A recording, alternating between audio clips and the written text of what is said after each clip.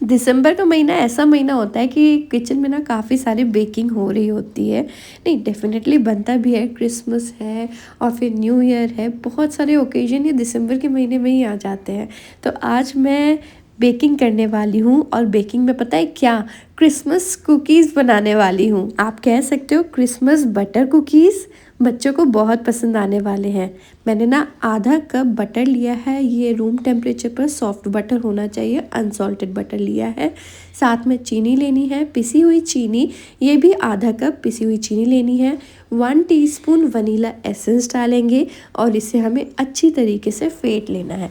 अगर मैं कह रही हूँ अच्छी तरीके से, मतलब जब तक ये एक दूसरे से एक साथ नहीं हो जाते, चीनी बिल्कुल अच्छी तरीके से बटर में मिक्स नहीं हो जाती और ये फ्लफ़ी नहीं हो जाता। क्योंकि जब हम बटर और चीनी को एक साथ मिलाकर फेंटेंगे ना काफ़ी देर तक, ये बहुत ज़्यादा सॉफ्ट हो जाता है, एयरी हो जाता है और हल्का हो जाता है। और जितनी अच्छी तरीके से आप बटर की फिटाई करेंगे ना, उतने अच्छे खस्ता आपकी कुकीज़ बनकर तैयार होंगी।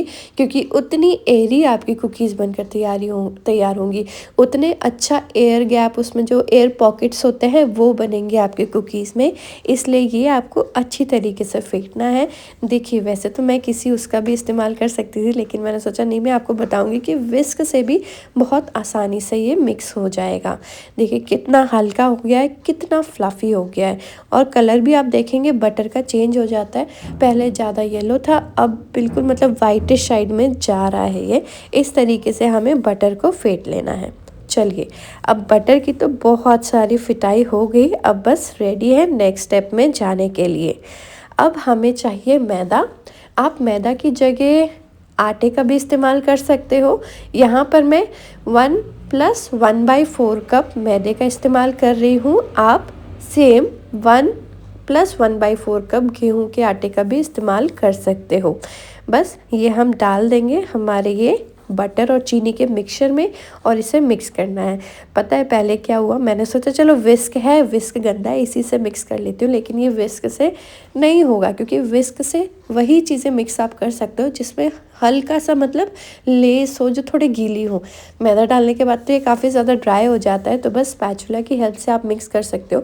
हाथ से करोगे ना तो क्योंकि काफ़ी ज़्यादा बटर है तो आपके हाथ काफ़ी ज़्यादा गंदे हो जाएंगे, मतलब बहुत ज़्यादा सन जाएंगे। इसलिए आप स्पैचुला की हेल्प से इसे अच्छी तरीके से मिक्स करो और ये हमारा डो बिल्कुल तैयार है, मिक्सचर बिल्कुल तैयार है। अभी हमने इसकी काफ़ी ज़्यादा फिटाई की है ना, तो बटर काफ़ी ज़्यादा सॉफ्ट है।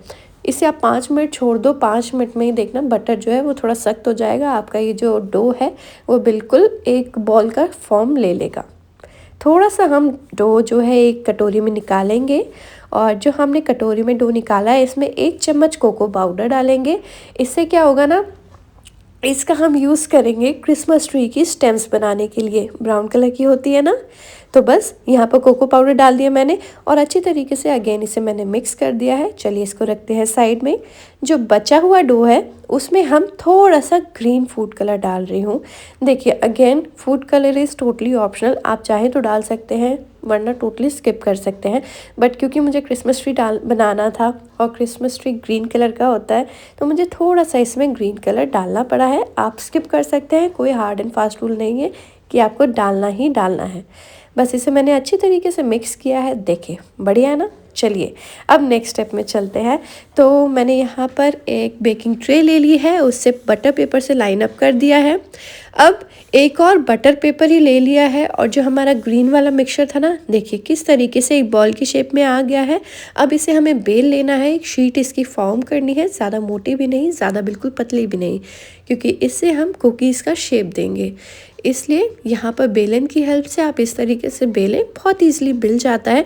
आप सोचें कि ऊपर नीचे अगर बटर पेपर नहीं रख रहे ऐसे ही बेलें तो वो टूटेगा, अच्छी तरीके से नहीं बिलेगा। इसलिए बटर पेपर का इस्तेमाल कीजिए और फिर इसे स्मूथन आउट कर लीजिए। चलिए अब एक स्केल का इस्तेमाल कर रही हूँ, ये स्टील स्केल है, ये मैं कुकिंग में इस्तेमाल करती हूँ, किचन में ही रहती है मेरी ये स्केल। तो बस उसकी हेल्प से हम यहाँ पर ट्री का शेप देंगे हमारी ये कुकीज़ को। तो इस तरीके से हम कट कर लेंगे, देखा हो गया ना। ट्री का शेप आ रहा है क्योंकि ट्रायंगल हमने शेप कट किया है और फिर इसमें हम स्टेम लगा देंगे तो हमारे क्रिसमस ट्री कुकीज़ तैयार हो जाएंगी बनकर।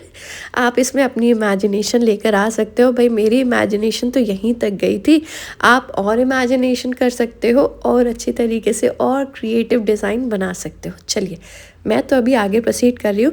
तो जो हमने यहाँ पर कट की हैं ट्रायंगल्स, उसे एक एक करके हम बेकिंग ट्रे में लाइन अप करेंगे। देखो हो गया ना, बस यही चीज़ तो मैं बोल रही थी। अच्छा आप कुकीज़ बनाते हो क्या? सेम तरीके से पता है नान खटाई भी बनती है। अगर आप बटर का इस्तेमाल नहीं कर रहे हो, घी का इस्तेमाल कर रहे हो, घी, चीनी और गेहूं का आटा, मस्त नान खटाई आप बना कर तैयार कर सकते हो। इनफैक्ट आप ना चीनी के जगह पर जैगरी पाउडर जो होता है उसका भी इस्तेमाल कर सकते हो। घी, जैगरी पाउडर और गेहूं का आटा, तो आपकी जो कुकीज़ है वो अच्छी बनकर तैयार होंगी। नान खटाई, होममेड नान खटाई अच्छी बनकर तैयार हो जाएंगी। मैंने सारे ही क्रिसमस ट्री में इस तरीके से जो हमने ब्राउन कलर का मिक्सचर तैयार किया था, छोटे छोटे उसकी स्ट्रिप्स ली और उसे सारे ट्रीज़ में इस तरीके से लगा दिया। तो हमारे ये क्रिसमस ट्री बनकर तैयार हो गए। लेकिन अभी ये थोड़े रूखे सूखे ट्री लग रहे हैं। भाई क्रिसमस ट्री कितना सुंदर डेकोरेटेड होता है, हम वॉल्स आते हैं इतना सुंदर सुंदर लगते हैं, हम उसके साथ फ़ोटो खिंचवाते हैं। हमारा ये सादा सिंपल नहीं लग रहा है क्रिसमस ट्री, तो बस इसे थोड़ा सा और ऐड ऑन करने के लिए मेरे पास स्प्रिंकलर्स हैं। स्प्रिंकलर से आप इसे सजा सकते हो। इनफैक्ट जब ये बेक हो जाए तो आप चॉकलेट मेल्ट कर लीजिए और उसके बाद चॉकलेट मेल्ट करने के बाद इसमें स्वर्ल्स कर दीजिए, तो भी आपकी क्रिसमस ट्री में एक और चांद लग जाएगा। मैंने वो स्टेप अवॉइड किया है। चलिए अभी तो फ़िलहाल मैंने स्प्रिंकलर्स अच्छी तरीके से क्रिसमस ट्री के ऊपर स्प्रेड कर दिए हैं। अब इसे मुझे बेक करना है, तो यहाँ पर मैं अगारो मार्वल 48 लीटर OTG कम ओवन का इस्तेमाल कर रही हूँ। इसमें हम मिडिल रैक में हमारी बेकिंग ट्रे को रखेंगे, कन्वेक्शन मोड को सिलेक्ट करेंगे, टेम्परेचर को 160 डिग्री सेंटीग्रेड रखेंगे, जो बॉटम रॉड है उसे ऑन करेंगे और इसे हम 20 मिनट्स के लिए बेक कर लेंगे। 20 मिनट्स में हमारी ये जो कुकीज़ हैं वो परफेक्टली बेक होकर तैयार हो जाती हैं। बस हाँ, आप कोई भी चीज़ बेक करो तो लगता है पता नहीं कैसा होगा, तो फिंगर क्रॉस रहती है मीनवाइल जब हमारी कुकीज़ या फिर बेकिंग प्रोसेस चल रही है। चलिए जी, यहाँ पर हमारी जो कुकीज़ हैं बेक हो गई हैं। मैंने आपको बताया कि नहीं बताया, हमेशा प्री हीटेड अवन का यूज़ करना चाहिए। तो पहले अवन को गर्म कर लीजिए, प्री हीट कर लीजिए, फिर उसमें आप अपनी बेकिंग ट्रे रखिएगा। और जैसे ये हो जाए ना तो थोड़ा सा एक नाइफ़ की हेल्प से आप उसे सेट कर सकते हो, एजेस सेट कर सकते हो, ताकि आपके जो एजेस हो वो बिल्कुल शार्प दिखे। और एक वायर रैक के ऊपर थोड़े से ठंडे होने के बाद निकालिए और देखिए कितनी बढ़िया हमारी ये कुकीज़ बनकर तैयार हुई हैं। बच्चों को तो इस तरीके की चीज़ें बहुत ज़्यादा अट्रैक्ट करती हैं, तो बच्चों के लिए डेफिनेटली आप बना सकते हो। रियांश को तो काफ़ी अच्छे लगे और रियांश के फ्रेंड्स का हमने गेट टुगेदर किया था, तो सब बच्चों को बहुत अच्छे लगे, सबको पसंद आया। आई होप आपको भी ये रेसिपी अच्छी लगी होगी, अपने घरों में ज़रूर ट्राई करेंगे।